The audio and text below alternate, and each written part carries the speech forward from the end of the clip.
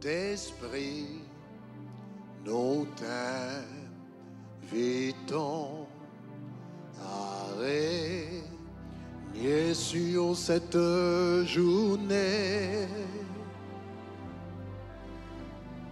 Nous voulons recevoir tout ce que tu veux nous donner. Saint-Esprit, nous t'invitons à régner sur cette journée. Nous voulons recevoir tout ce que tu veux nous donner. Viens régner, sois libre au milieu de nous, Saint-Esprit. Nous t'invitons, oui Seigneur, viens régner, sois libre au milieu de nous, Saint-Esprit. Nous t'invitons. Élève la main, viens régner, viens régner. Dis-le, sois libre au milieu de nous. Saint-Esprit, Saint-Esprit, nous t'invitons, viens régner Seigneur, viens régner, sois libre au milieu de nous, Saint-Esprit, oh nous t'invitons, dis-le Saint-Esprit, Saint-Esprit, invite-le dans ta vie ce matin. Nous t'invitons. Viens régner. Sois libre au milieu de nous, Saint-Esprit. Nous t'invitons. Viens régner en ce moment. Viens régner. Sois libre au milieu de nous, Saint-Esprit. Nous t'invitons. Saint-Esprit de Dieu, en ce moment, nous t'invitons à régner. Nous t'invitons à régner dans notre vie, Seigneur. Nous t'invitons à régner sur nos pensées. Nous t'invitons à régner, Seigneur, sur nos émotions. Nous t'invitons à régner sur notre volonté. Nous t'invitons, Seigneur, à régner dans nos paroles. Nous t'invitons à régner dans nos désirs. Nous t'invitons à régner dans nos élans. Règne-nous, Seigneur, dans notre vie personnelle. Règne dans notre vie professionnelle. Règne dans notre vie spirituelle. Règne dans notre vie maritale, ô Seigneur. Nous avons besoin de toi.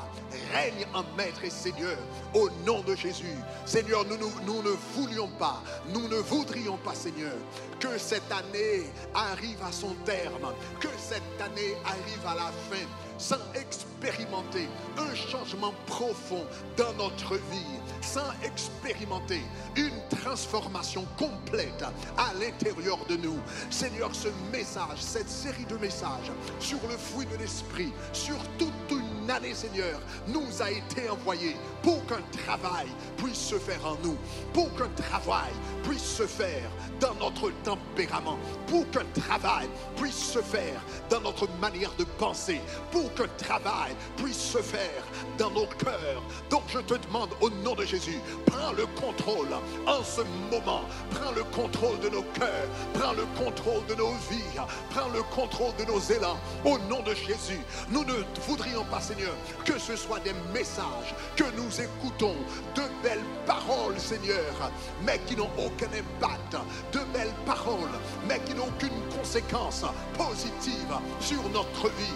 Donc nous te prions, transforme-nous, cultive Cultive, Seigneur, l'humilité dans notre vie. Au nom de Jésus, cultive en nous, Seigneur, ton amour au nom de Jésus. Cultive, Seigneur, ta paix à l'intérieur de nous. Cultive, Seigneur, ta joie, cette joie divine que toi seul donnes. Au nom de Jésus, cultive, Seigneur, ta patience en nous, Seigneur. Au nom de Jésus de Nazareth, nous t'offrons nos vies, nous t'offrons nos cœurs, nous t'offrons nos âmes. Nous te demandons, Seigneur, de travailler à travers nous au nom de Jésus de Nazareth.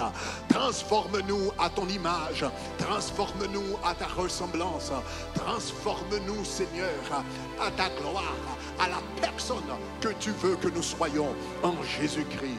Donc nous t'invitons à travailler comme maître. Nous t'invitons à travailler comme Seigneur. Nous t'invitons, Seigneur, à manifester ton pouvoir, ta grâce, ton salut dans notre vie. Au nom de Jésus de Nazareth. Alléluia. Viens régner, Seigneur. Viens régner. Sois libre au milieu de nous. Saint-Esprit, nous t'invitons. Oh, viens régner. Sois libre au milieu de nous, Saint-Esprit. Oui, Seigneur, nous t'invitons. Gloire à Dieu. Alléluia. C'est un plaisir de pouvoir être avec vous une fois de plus.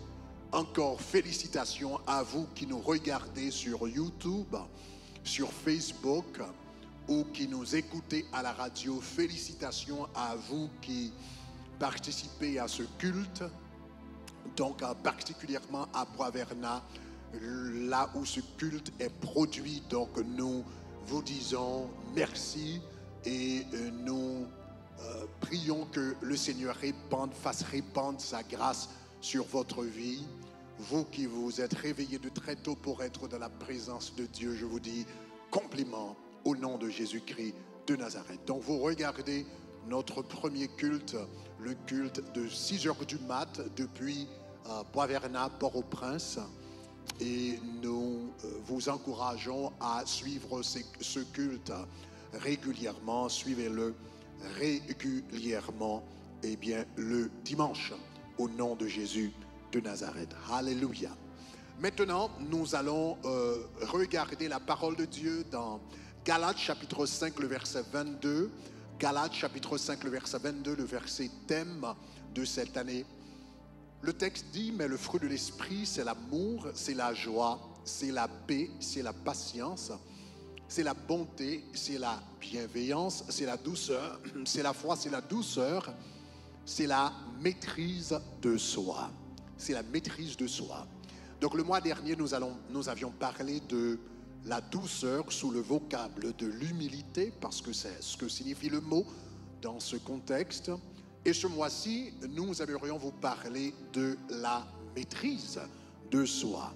La maîtrise de soi qui est l'un des fruits de l'esprit. Il y a quelques années que j'étais en route.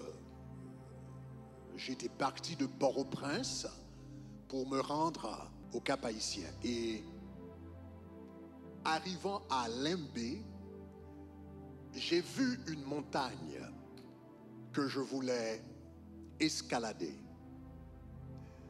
J'ai demandé aux habitants de la zone combien de temps cela me prendrait-il pour arriver au sommet de la montagne. Ils m'ont dit 30 minutes. J'ai trouvé que c'était raisonnable. Donc, je leur ai demandé un guide pour pouvoir partir en randonnée à la montagne. Donc, ils m'ont donné un guide et nous avions commencé à marcher. Nous avions commencé à grimper, à escalader la montagne. Nous avions marché grimper la montagne pendant 30 minutes. Et arrivé à 30 minutes, je me suis levé les yeux pour regarder si j'étais près du sommet. Et je me suis rendu compte que on était encore très loin. On a marché pour une autre trentaine de minutes. On était encore loin. À ce moment, j'ai commencé à ressentir les effets de la randonnée. J'étais à bout de souffle. Mes jambes me faisaient mal. Ma chemise était trempée. Et le petit sentier qu'on suivait bordait une falaise. Le petit sentier bordait une falaise. Et y glisser serait synonyme de tragédie. Donc à ce moment-là, j'ai commencé à me poser des questions. J'ai commencé à me douter, à remettre en question l'initiative. Je me suis mis à dire que peut-être j'aurais dû prier à ce sujet. J'aurais dû demander de la direction au Seigneur pour savoir si je devais réellement partir pour cette escalade. Nous ne sommes pas arrêtés. Nous avions continué à marcher. Nous avions continué à grimper. Et arrivé au sommet de la montagne, nous avions eu une vue extraordinaire. Le paysage était beau, d'une beauté à couper le souffle. C'était incroyable.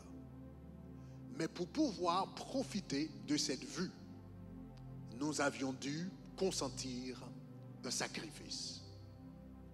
Le sacrifice, c'était de trouver l'énergie, la détermination et la persévérance pour pouvoir grimper la montagne jusqu'au bout, jusqu'au sommet. Chacun d'entre nous a une montagne à escalader.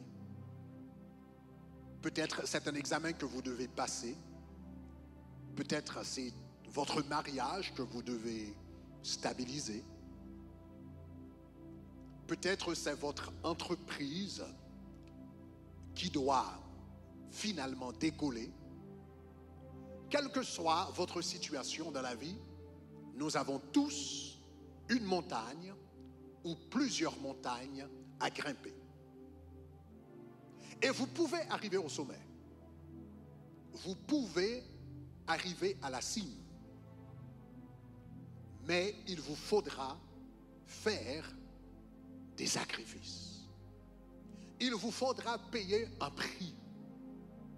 Et le prix qu'il faut payer pour avoir du succès dans n'importe quel domaine de la vie, le prix qu'il faut payer pour avoir du succès dans n'importe quel domaine de la vie, que ce soit dans votre mariage, que ce soit dans vos études, que ce soit dans votre vie professionnelle, que ce soit dans votre ministère, le prix qu'il faut payer pour avoir du succès dans n'importe quel domaine de la vie, c'est la maîtrise de soi.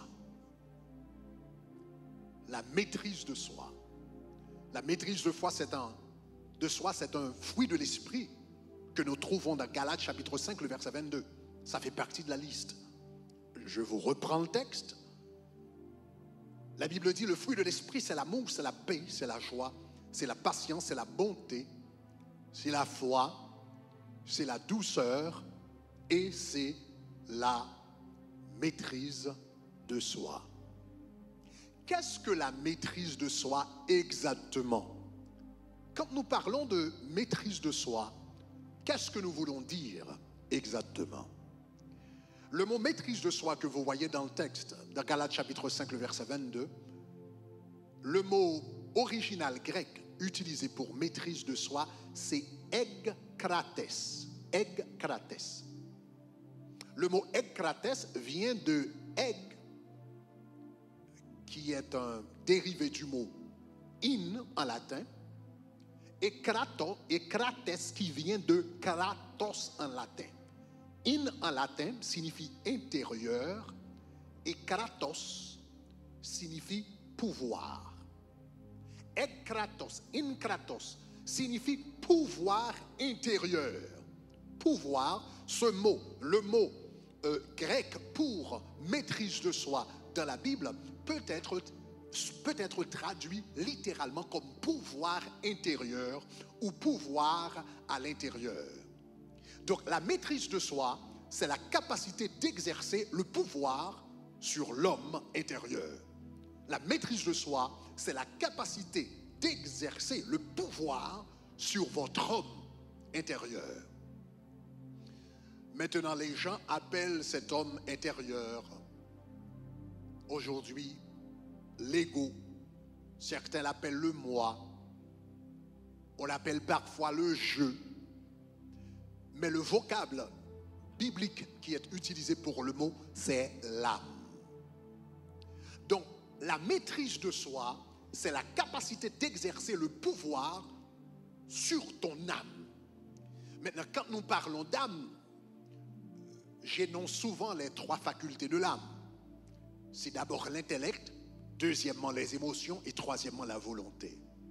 Donc quand nous parlons de la maîtrise de soi, c'est la capacité d'exercer le pouvoir sur l'homme intérieur, sur l'âme, c'est-à-dire sur l'ego, sur le je, sur l'âme, je reprends, sur l'âme, et l'âme se compose de trois aspects, intellect, émotion et volonté. Donc la maîtrise de soi, c'est la capacité de contrôler nos pensées.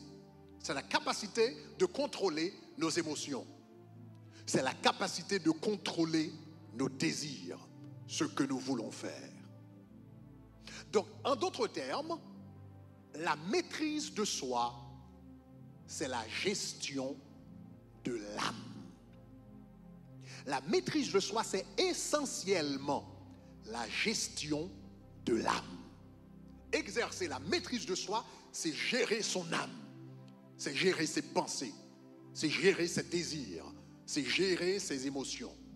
C'est dire à la colère que tu ne l'emporteras pas sur moi. C'est dire à la rancune que tu n'auras aucune place dans ma vie. C'est dire à la jalousie que tu ne pourras pas me contrôler. Et cela s'appelle la maîtrise de soi. C'est pouvoir se dire non quand on veut faire quelque chose.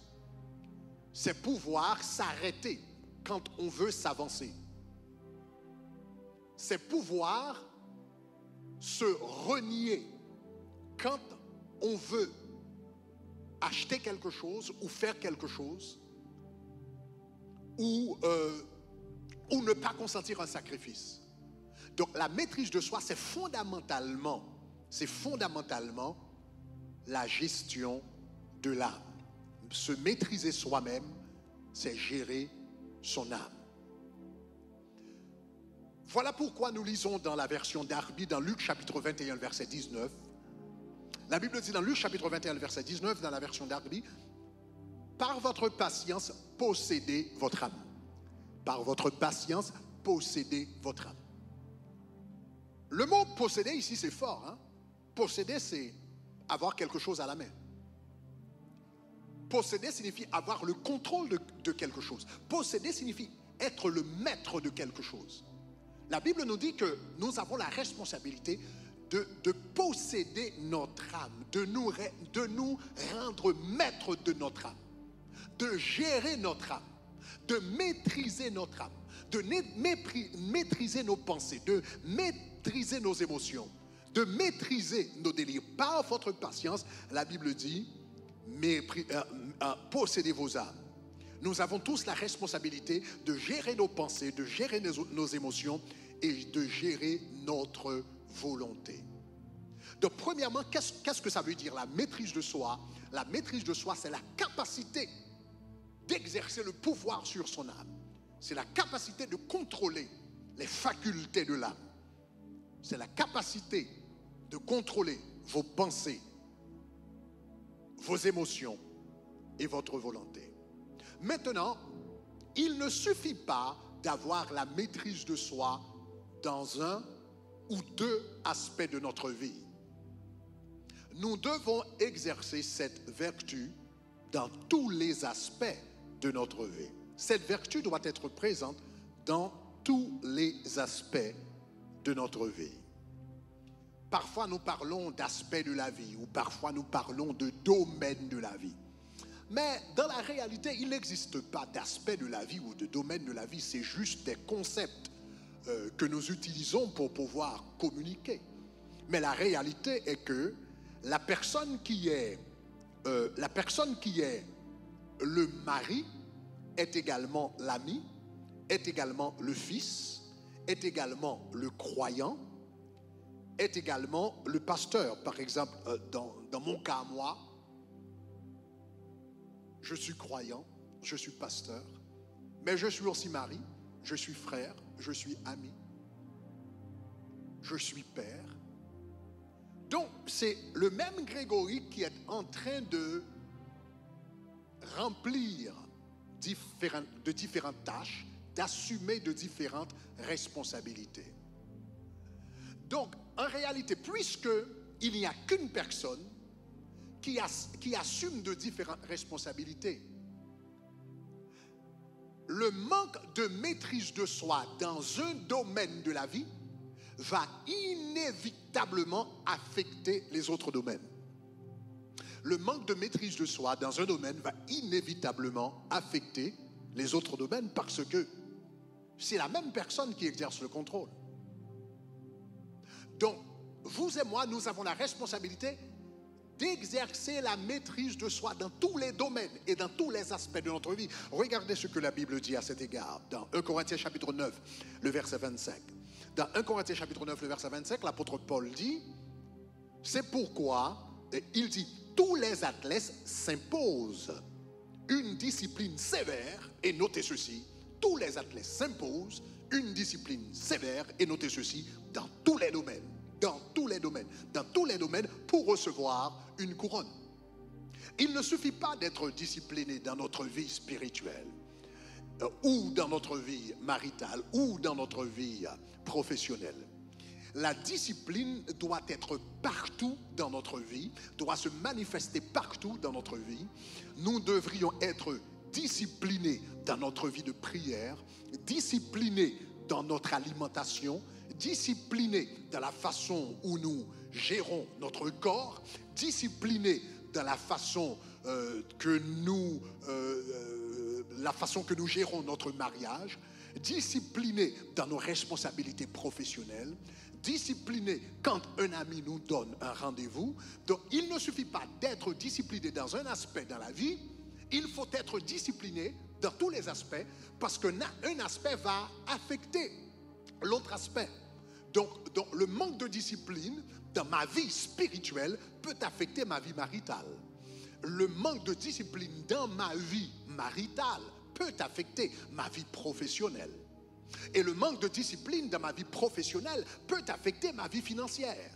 Donc, en réalité, la Bible dit, celui qui veut avoir une couronne, celui qui veut recevoir la couronne, la Bible dit, doit être discipliné dans tous les domaines.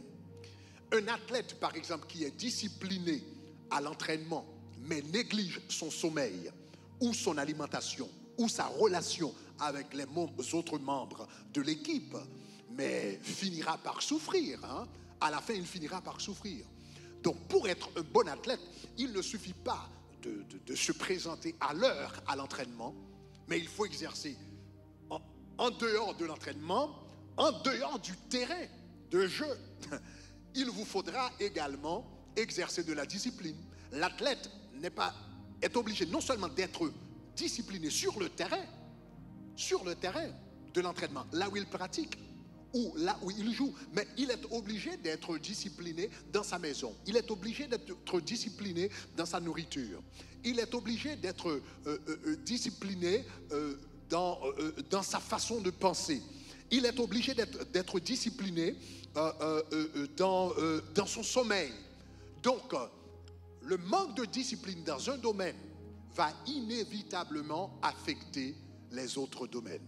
Conséquemment, la Bible nous dit, pour avoir la maîtrise de soi, il ne suffit pas d'être discipliné dans ta vie de prière, d'être discipliné dans ton temps de dévotion, mais il faut être discipliné dans la façon dont vous gérez votre argent. Il faut être discipliné dans la façon dont vous gérez votre temps. Il faut être discipliné dans la façon dont vous gérez vos paroles.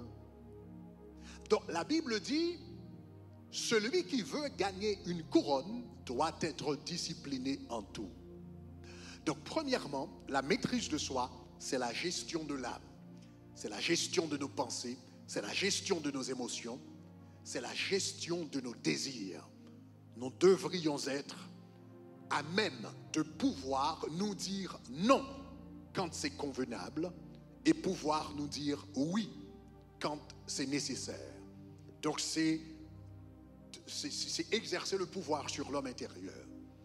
Et deuxièmement, nous avions dit qu'il ne suffit pas d'exercer le pouvoir sur l'homme intérieur ou bien sur un aspect de l'homme intérieur ou un aspect de la vie. Il faut exercer le pouvoir dans tous les aspects de la vie. Et pour terminer avec vous, je dois vous souligner que nous sommes en train de parler de la maîtrise de soi.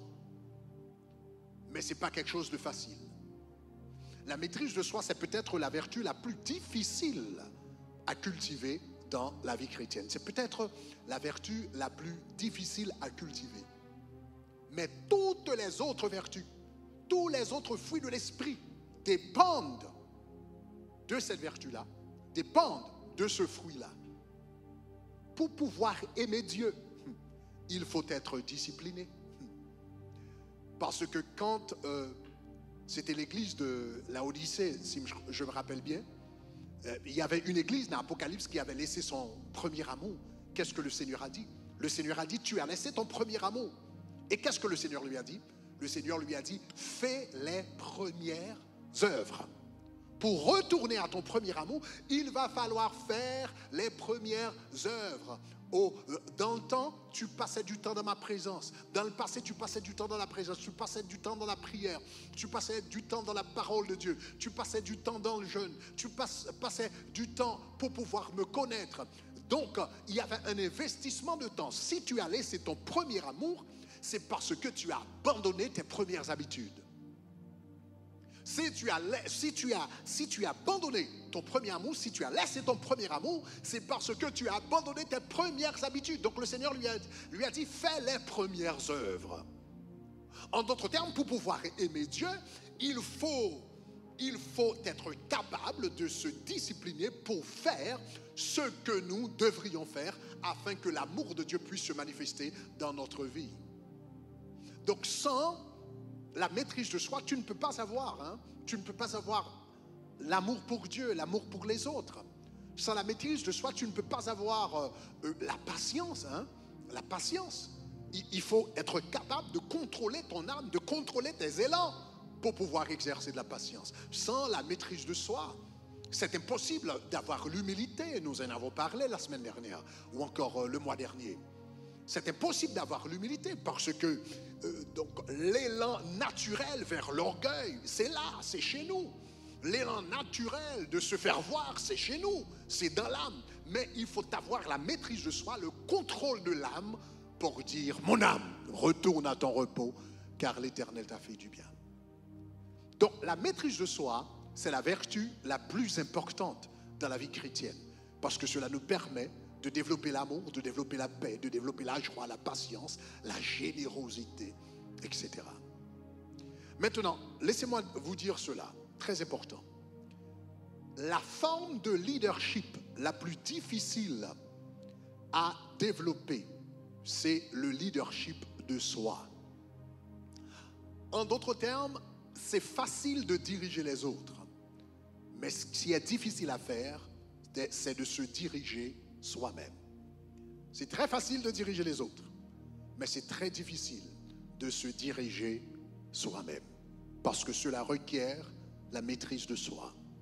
Regarde ce que la Bible nous dit dans le livre des Proverbes, chapitre 16, le verset 32.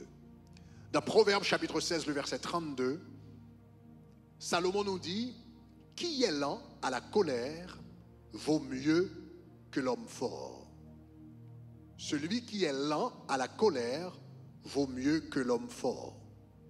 Et celui qui gouverne son esprit vaut mieux que celui qui prend une ville. La Bible nous dit dans Proverbes 16, verset 23, que celui qui gouverne son esprit vaut mieux que celui qui prend une ville. En d'autres termes, formulé différemment, celui qui gouverne son esprit est meilleur que celui qui s'accapare d'une ville. Gouverner votre esprit, c'est-à-dire avoir le contrôle sur l'homme intérieur, c'est beaucoup plus difficile que conquérir une ville. C'est beaucoup plus difficile que conquérir une ville. Celui qui arrive à contrôler ses émotions, celui qui arrive à contrôler ses pensées est beaucoup plus brave qu'un grand guerrier. Si vous pouvez vous contrôler vous-même, la personne la plus rebelle que vous connaissez, vous pouvez diriger le monde. Si tu arrives à te contrôler toi-même, si tu arrives à te diriger toi-même, tu dirigeras une multitude. Parce que la personne la plus difficile à diriger, c'est toi-même. Mais du moment que tu apprends à te diriger, à te contrôler, à te maîtriser, soudainement, tu deviens un leader extraordinaire. Pourquoi? Parce que du moment où tu commences à te maîtriser, à te contrôler, à te diriger, à te mener dans la bonne direction, tu vas être un modèle positif pour les autres. Or, les modèles positifs ne sont pas faciles à trouver dans ce monde. Donc, ils vont vous suivre automatiquement. Celui qui arrive à exercer la maîtrise de soi, automatiquement va être un leader. Tu n'es pas obligé de travailler pour cela. Tu n'es pas obligé de passer par des élections pour ça. Tu n'es pas obligé de demander la faveur des autres pour ça. Automatiquement, tu commences à exercer la maîtrise de soi, à vous contrôler vous-même. Les gens vont vous suivre automatiquement parce que vous êtes un modèle positif. Automatiquement, vous allez faire un impact pour Dieu dans votre boulot. Automatiquement, vous allez faire un impact pour Dieu dans votre famille. Automatiquement, vous allez faire un impact pour Dieu là où vous êtes. Donc, aujourd'hui, j'ai fait l'introduction de la maîtrise de soi. Premièrement, la maîtrise de soi, c'est la capacité de contrôler ses propres émotions, ses propres pensées et ses propres désirs. Et nous avions vu qu'il faut exercer la maîtrise de soi en tout. Et finalement, la maîtrise de soi, c'est la chose la plus difficile à faire. Mais si vous arrivez à le faire, automatiquement, vous deviendrez un leader pour l'éternel. Parce que les gens vont vous suivre. Il n'y a pas beaucoup de modèles. Il n'y a pas beaucoup de modèles positifs dans ce monde. Que le Seigneur fasse de toi un père modèle, un entrepreneur modèle, un mari modèle, un pasteur modèle, un frère modèle, un ami modèle, un chrétien modèle, à travers la maîtrise de soi. Viens régner, sois libre au milieu de nous. Saint-Esprit, nous t'invitons. Viens régner, sois libre au milieu de nous. Saint-Esprit, nous t'invitons. Saint-Esprit, nous t'invitons. La maîtrise de soi, c'est le fruit de l'esprit. C'est le travail de l'esprit. C'est l'œuvre de l'esprit dans notre vie. Si vous n'avez pas encore donné votre vie au Seigneur, c'est le moment de le faire. Peut-être dites-vous, Pasteur Greg, ce message m'a interpellé, ce message m'a touché. C'est exactement mon problème. Je n'arrive pas à me maîtriser. Je n'arrive pas à me contrôler. Je sais faire le bien, mais je n'arrive pas à le faire. Et je ne veux pas faire le mal. Mais c'est ce que je vois que je suis en train de faire. Donc j'ai besoin de la maîtrise de soi. La maîtrise de soi, c'est l'œuvre de l'Esprit. Oui, c'est nécessaire. Vous aurez besoin de collaborer avec le Saint-Esprit de Dieu. Mais c'est fondamentalement l'œuvre de l'Esprit dans notre vie. C'est le travail de Dieu.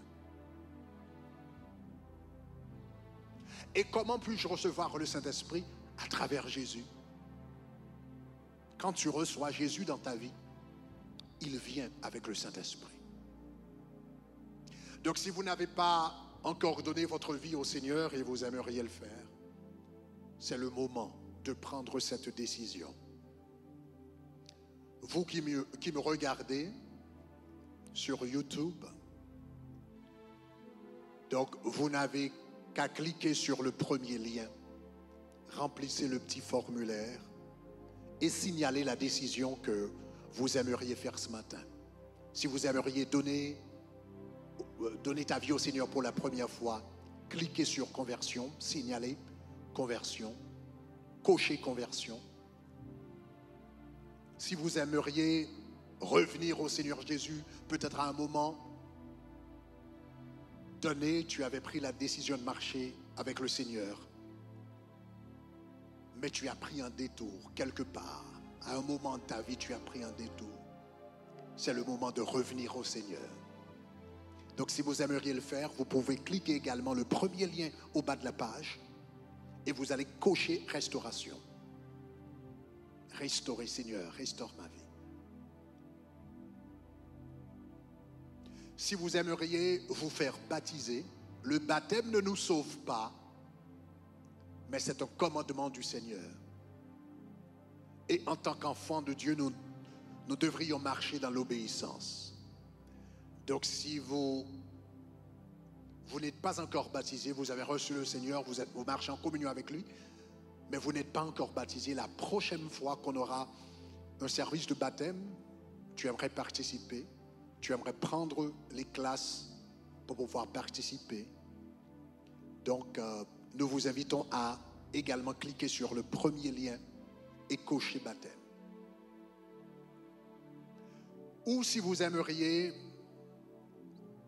vous connecter à ce ministère, c'est bien de regarder un culte par Internet de temps en temps. Mais quand chaque dimanche, vous êtes connecté à quelqu'un d'autre, à une autre église, vous n'avez pas de la stabilité spirituelle. La Bible dit, le juste, il est comme un arbre planté près d'un courant d'eau. C'est bien de regarder différentes églises, de visionner différents cultes, mais à un moment donné, vous devez vous poser de la question, Seigneur, à quelle couverture spirituelle dois-je me soumettre? Seigneur, où veux-tu me planter? Je suis un arbre, je suis ton arbre. Où veux-tu me planter?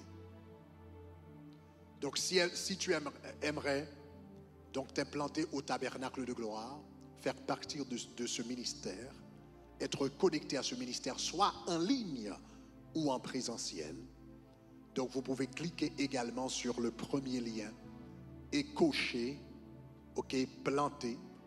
Donc c'est ta façon de dire j'aimerais être connecté à ce ministère. Et vous pourrez prendre les classes de croissance spirituelle, donc en ligne, s'il le faut. Nous allons encore chanter Sois libre au milieu de nous, Saint-Esprit. Nous t'invitons. Si vous faites partie de nos campus, vous aimeriez prendre la décision de donner ta vie à Jésus, vous êtes à l'un de nos campus, vous n'avez qu'à lever la main et l'un de nos responsables, de ceux qui font partie de l'équipe d'accueil, donc vous passeront le formulaire de manière physique. Donc vous n'avez qu'à lever la main, donc ils vous donneront un formulaire. C'est ta façon de dire Seigneur, j'aimerais, Seigneur, te donner ma vie. J'aimerais, Seigneur, revenir à toi. J'aimerais être baptisé ou être planté dans la maison de Dieu. Pour vous qui nous écoutez en Haïti, si vous aimeriez vous connecter à ce ministère, vous aimeriez donner votre vie à Jésus, vous aimeriez revenir au pied du Seigneur, le numéro que vous pouvez composer, le numéro que... Envoyez-nous un texto. Donc, il ne faut pas appeler, mais envoyez-nous un texto à ce numéro 49 06 23 23. Vous qui nous regardez en Haïti et vous aimeriez donner votre vie à Jésus, vous aimeriez revenir au pied du Seigneur, vous aimeriez être baptisé ou planté dans ce ministère, envoyez-nous maintenant un texto au 49 06 23 23. Alléluia. Nous allons reprendre ce cœur une dernière fois et nous allons prier pour vous. Alléluia. Saint-Esprit, Saint-Esprit, nous t'invitons, nous t'invitons. Viens régner, Seigneur. Viens régner. Sois libre au milieu de nous. Saint-Esprit, remplissez les formulaires maintenant. Nous t'invitons. Disons, viens régner, viens régner. Sois libre au milieu de nous. Sois libre au milieu de nous. Saint-Esprit, Saint-Esprit, nous t'invitons, nous t'invitons. Viens régner, Seigneur, viens régner. Sois libre au milieu de nous, Saint-Esprit, nous t'invitons. Vous qui avez pris une décision, peu importe laquelle, répétez ces paroles avec moi. Dis, Seigneur Jésus, je te remercie de m'avoir parlé aujourd'hui. Merci, Seigneur, pour cette exhortation à la maîtrise de soi. Seigneur, aujourd'hui,